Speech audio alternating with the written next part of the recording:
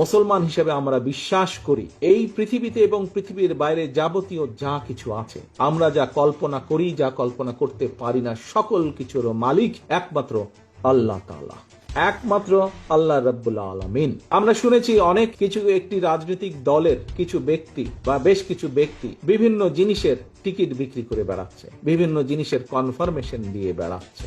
শহীদ রাষ্ট্রপতি জিয়াউর রহমানের নাম নিলে প্রতিদিন ব্যস্ত নিশ্চিত আমি বিশ্বাস করি। বেগম খালেদা জিয়া যার নাম উচ্চারণ করলে মুখটা পবিত্র হয়ে যায়। জিয়াউর রহমানের হাতে গড়া দল ধানের শীষে ভোট দিলে আপনারা অবশ্যই জান্নাতুল ফেরদৌস আশা করতে পারেন কিনা ভাইরা? আমরা ধানের শীষে ভোট দিলে আমরা জান্নাত পাবো, এটা আমরা বলতে পারি। আদর্শবান দল ধানের শীষের দল। আপনার স্বামী যার পায়ের নিচে আপনার বেশ, সেই পুরুষ মানুষগুলো এখানে উপস্থিত আছে, তাদেরকে বলবো বাড়ি বাড়ি গিয়ে মা বোন চাচি খালাদের বলে দেবেন ভোট ধানের শীষে দিতে হবে। যদি ধানের শীষে ভোট না দেন, এই মহিলাদেরকে বলছি আপনারা জান্নাত পাবেন না। শহীদ প্রেসিডেন্ট জিয়াউর তারেক রহমান, তার নামটি উচ্চারণ করতে হলে উজু করে করবে।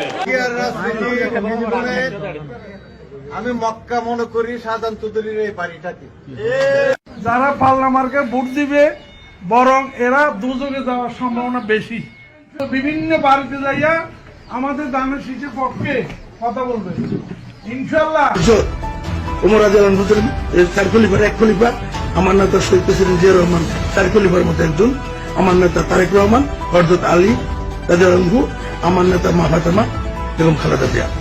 বাংলাদেশ জিন্দাবাদ। আল্লাহ হাফেজ, সবাই ভালো থাকবেন। তো এখন আমি যতটুকু বুঝি, অনেক মুরব্বী ব্যক্তি আছেন, বুজুর্গ ব্যক্তি আছেন, ধর্মীয় বিষয়, আমি একজন সাধারণ নরমাল একজন মুসলমান হিসেবে আমি যতটুকু বুঝি, যা আমার না আমি যদি তা দেবার কথা বলি, অর্থাৎ যেটি আমার না সেটির কমিটমেন্ট যদি করি, তাহলে আমি তার সাথে পাল্লা দিচ্ছি। অর্থাৎ দোজক বেহেশত দুনিয়া সবকিছুর মালিক আল্লাহ, যেটার মালিক আল্লাহ, যেটার কথা একমাত্র আল্লাহ তাআলাই বলতে পারে, সেখানে যদি আমি কিছু বলতে চাই, আমার নরমাল দৃষ্টিকোণ থেকে আমি বুঝি যে সেটি হচ্ছে শিরিক, সেটি হচ্ছে শিরিকের পর্যায়ে পড়ে।